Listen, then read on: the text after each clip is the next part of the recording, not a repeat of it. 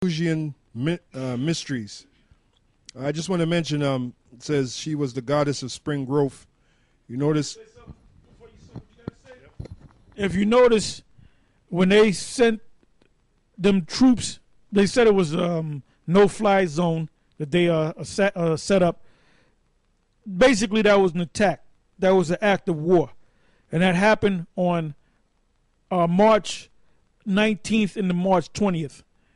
If you go back to 2003, when Baby Bush attacked or declared war on Iraq, it was March 19th going into March 20th. Because you have the time difference from the U.S. on the East Coast to the Middle East is, I believe it's 7 hours ahead. All right? So it was in between March 20th and March 19th and March 20th, because when they dropped the bombs on Iraq, this time it was March 20th. Over there it was heading into March. Over here it was March 20th, March 19th. Over there was March 20th.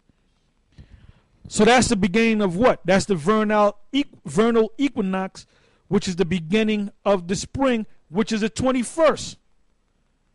All right, you have the vernal equinox, which is supposedly the 17th of March, but you can't go by the 17th because it depends on when the day and the night are equal, and it doesn't always fall on the 17th. And that's a few days after that. That's when spring comes in.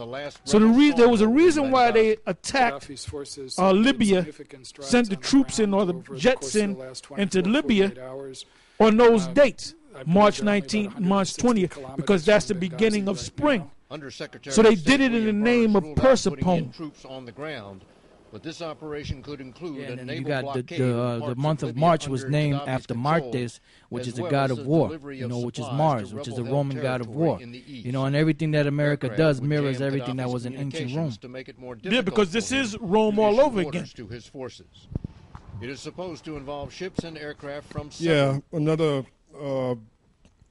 another practice that they have that's akin to Persephone is Groundhog Day, and I can't remember the source where I got it, but I read that the groundhog really is supposed to represent the Queen of Heaven.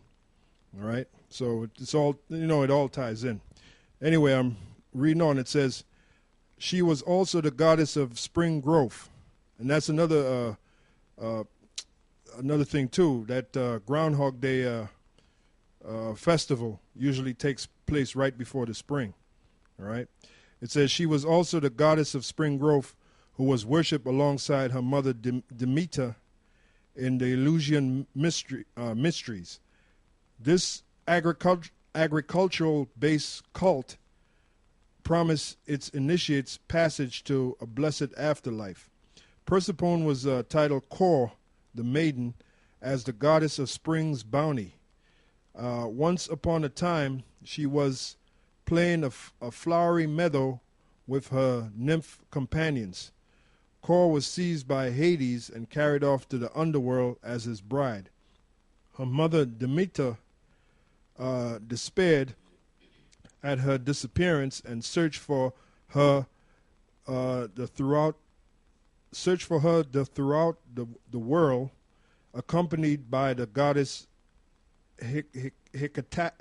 Hecate, bearing torches. When she learned that Zeus had conspired in her daughter's abduction, she was furious and refused to let the earth fruit until Persephone was returned. Zeus consented, but because the girl had tasted of the food of Hades, a handful of pomegranate seeds, she was forced to forever spend a part of the year with her husband in the underworld. Her annual return to the earth in spring was marked by the flowering of the meadows and the sudden growth of new grain. Her return to the underworld in winter conversely saw the dying down of plants and the halting of growth. In other myths, Persephone appears exclusively as the queen of the underworld, receiving the likes of Heracles and Orpheus at her court. Persephone was usually depicted as a young goddess holding sheaves of grain and a flaming torch. Sometimes she was shown in company of her mother Demeter and hero Tritolemus, the teacher of agriculture. At other times she appears enthroned by Hades. Yeah, so when you see these statues, you see the Statue of Liberty, she's holding a torch. If you go into the Metropolitan Museum of Art, there's a section where they took from the doors of Congress, golden-plated doors.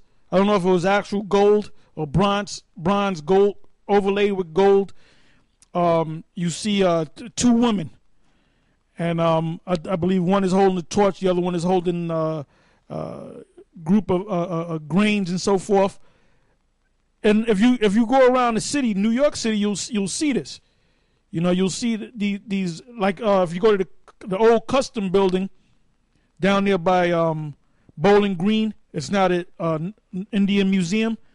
You see four figures of four different women sitting on thrones, and you got one with a Gadite bowing down. There's another one where she has a fist on a book, and the book's open, and she has a fist down on it, and you see grain around it. All these symbolisms. All these women are the same one woman, which is Persephone, which is the Statue of Liberty out there in the harbor, which goes back to Semiramis, which goes back to the Queen of Heaven, because Jake worshiped the Queen of Heaven. Matter of fact, give me Jeremiah, the 7th chapter, and the 18th verse. And then immediately after that, go to Jeremiah, the 44th chapter, the 17th verse to the 25th verse. Go ahead. Jeremiah chapter 7, verse 17. Seest thou not what they do in the cities of Judah and in the streets of Jerusalem?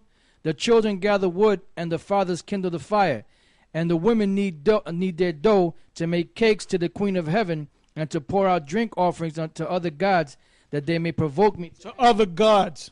That's what Jake is doing. That's why you worship Caesar Borgia. Go ahead.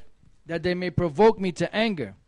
Do they provoke me to anger, saith the Lord? Do they not provoke themselves to the confusion of their own faces? It says, therefore thus saith the Lord power, behold, mine anger and my fury shall be poured out upon this place, upon man and upon beast, and upon the trees of the field, and upon the fruit of the ground, and it shall burn and shall not be quenched. All right, this is Jeremiah 44 and 17. Okay. But we will certainly do whatsoever thing goeth forth out of our own mouth, to burn incense unto the Queen of Heaven, and to pour out drink offerings unto her, as we have done, we and our fathers, our kings and our princes, in the cities of Judah, and in the streets of Jerusalem. For then had we plenty of victuals, and were well, and saw no evil. But since we left off to burn incense to the Queen of Heaven, and to pour out drink offerings unto her, we have wanted all things, and have been consumed by the sword and by the famine. And when we burned incense to the Queen of Heaven, and poured out drink offerings unto her, did we make her cakes to worship her, and pour out drink offerings unto her?